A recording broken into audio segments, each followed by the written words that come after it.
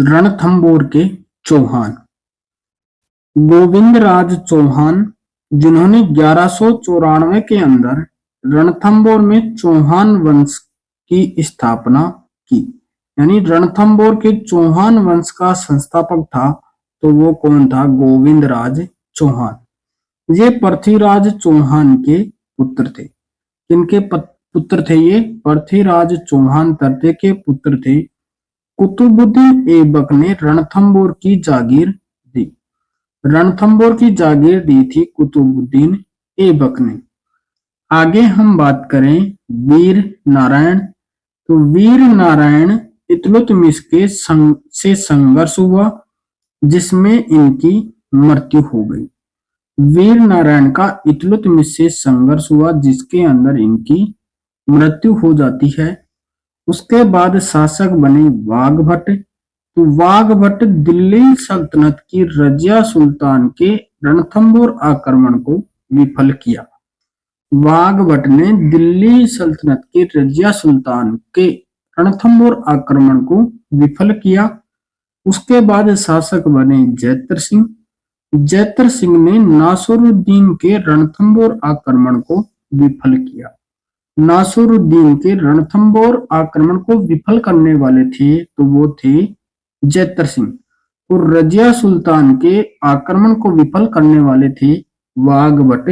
अमीर देव चौहान, इनका शासनकाल था 1282 से 1301 ईस्वी तक।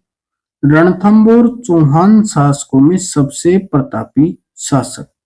रणथंभौर के जितने भी चौहान शासक हुए, उनमें सबसे प्रतापी शासक थे, तो वो कौन थे? अमीर देव चौहान। विजय अभियान के लिए कोटि यजन यज्ञ का आयोजन करवाया, जो पंडित विश्वरूप की देखरेख में हुआ। कोटि यजन यज्ञ का आयोजन करवाया तो अमीर देव चौहान ने करवाया। किसकी देखरेख में करवाया? विश्वरूप की देखरेख। मेवाड़ शासक समर सिंह को पराजित किया। दिल्ली शासक जलालुद्दीन खिलजी ने 1290 में जाहिन दुर्ग पर आक्रमण किया और जाहिन दुर्ग को जीत लिया। जलालुद्दीन ने 1290 के अंदर जाहिन दुर्ग पर आक्रमण करता है और जाहिन दुर्ग को जीत लेता है। जाहिन दुर्ग की रक्षा करते हुए गुरुदास सैनी मारा जाता है।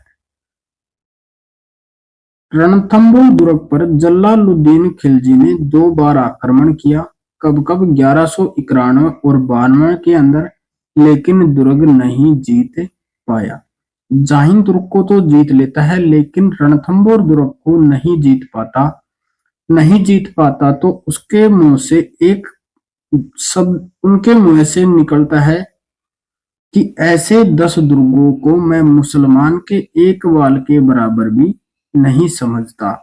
ये कौन कहता है? ये कहता है जलालुद्दीन खिलजी। इसी अभियान का वर्णन अमीर खुसरो की रचना मिफ्ता उल फुतूह व जियाउद्दीन बरनी की पुस्तक तारीख फिरोज शाही में मिलता है। अमीर देव ने 17 युद्ध लड़े, जिनमें से 16 जीतता है, यानी केवल एक युद्ध में आ रहा था और बाकी 16 के 16 जीते थे 17 युद्धों में से। अलाउद्दीन के आक्रमण का कारण। अलाउद्दीन रणथंभौर पर आक्रमण करता है, उसका कारण क्या था? अमीर देव चौहान ने अलाउद्दीन खिलजी के विद्रोही सेनापति मीर महमूद शाह के अबरू को शरण दी थी। अमीर देव ने अलाउद्दीन खिलजी के सेनापति थे महमूद शाह के अबरू को शरण दे रखी थी।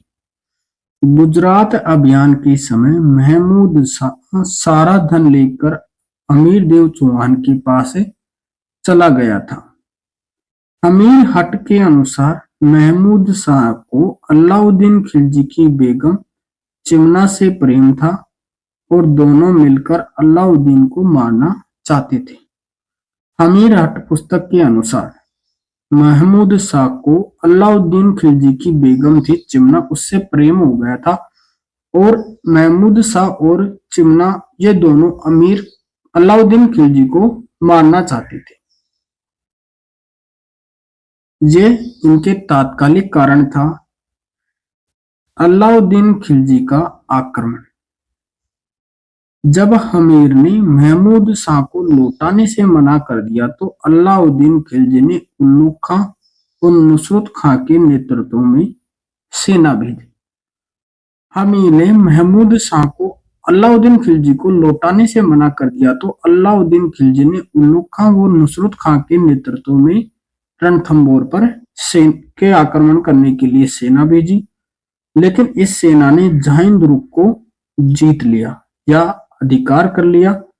हमीरदेव चौहान ने अपने 2 सैनिक अधिकारी भीम सिंह व धर्म सिंह को भेजा।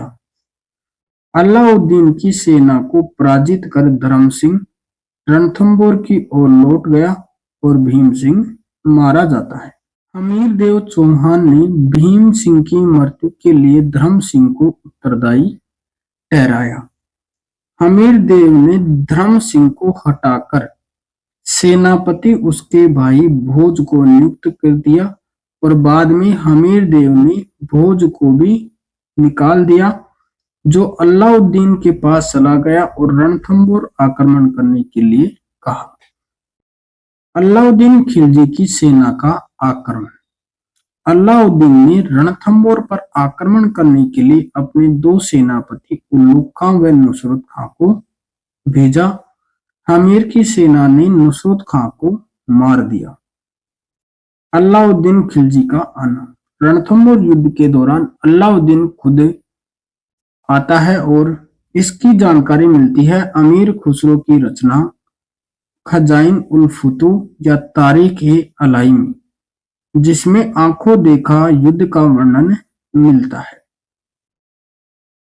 अलाउद्दीन ने लगभग 1 वर्ष तक रणथंबोर दुर्ग को घेर डाला था, जिसके कारण दुर्ग के अंदर खाद्य सामग्री का अभाव होने लगा।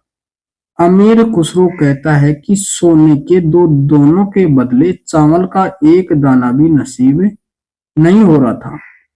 अलाउद्दीन ने हमीरदेव के सेनापति रणमल और रतिपाल को दुर्ग का लालच देकर अपनी ओर मिला लेता है। तब साका होता है 11 जुलाई 1301 को। हमीरदेव की पत्नी रंगदेवी व पुत्री देवलदेव ने रणथंबोर दुर्ग में स्थित पद्मला तालाब में कूदकर जौहर किया। हमीरदेव चौहान ने केसरिया किया। तो यह राजस्थान का प्रथम साका कहलाता है और एकमात्र जल जौहर है। राजस्थान का प्रथम साका होता है 11 जुलाई 1301 को। इसके नेतृत्व में हमीरदेव चौहान और उनकी पत्नी रंगदेवी व पुत्री देवलदेव के नेतृत्व के अंदर मोहम्मद साबी हमीर की तरफ से लड़ते हुए वीर गति को प्राप्त हुआ। रणथंबोर विजय के बाद अमीर खुसरो लिखता है कि आज कुफ्र का घर इस्लाम का घर हो गया।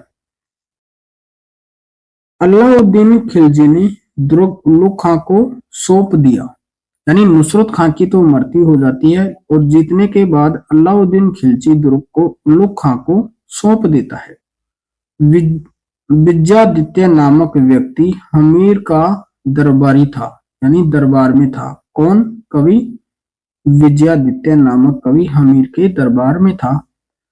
हमीरदेव ने अपने पिता जैतर सिंह के 32 वर्षों के शासन की याद में रणथंबोर दुर्ग में 32 खंभों की छतरी बनवाता है, जिसे क्या कहते हैं?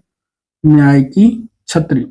न्याय की छतरी कितने खंभों की छतरी है? तो 32 खंभों की छतरी है, जो किसकी छतरी है? जैतर सिंह की। हमीरदेव चौहान के लिए कहते हैं कि सिंह सवन सत पुरुष वचन कदली फले एक बार तिरिया तेल हमीर हट छड़े ना दूजी बार। ये किसके बारे में कहा जाता है? ये कहा जाता है हमीरदेव चौहान के बारे में। ग्रंथ और लेखक हैं हमीर महाकाव्य, ये लिखी थी नयन चंद्र सूरी ने। हमीर रासो लिखी थी सारंगधर ने।